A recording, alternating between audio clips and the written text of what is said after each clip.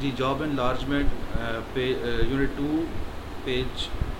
2 chapter 11 page 149 job enlargement. اس میں یہ ہے کہ کام کا بڑھ جانا ملازمین کے لیے کہ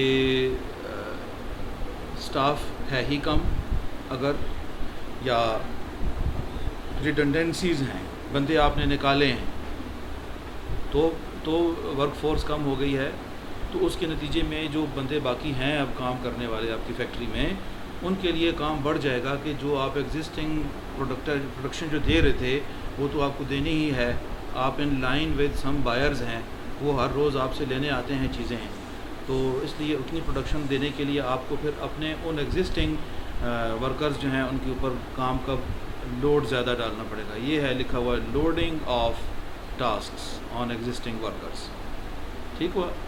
تو اس سے کیا ہوتا ہے کہ it is unlikely to lead to long term job satisfaction. اس سے بندے نا اکتاتے ہیں. پھر ظاہر ہے اضافی کام کرنا کوئی آسان بات نہیں ہوتی، یا مجبوری سے ان کو اوور ٹائم لگانا پڑ جائے گا، پھر وہ اکتانا شروع ہو جاتے ہیں. وہ کہتے ہیں کیا مصیبت پڑ گئی ہمیں.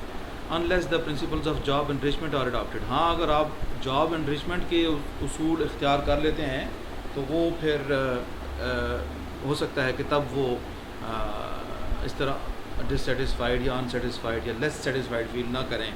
اور جاب انریچمنٹ کیا ہے وہ اگلے ٹاپک میں ڈسکس ہوئی ہے، اس کو ہم الگ سے دیکھیں.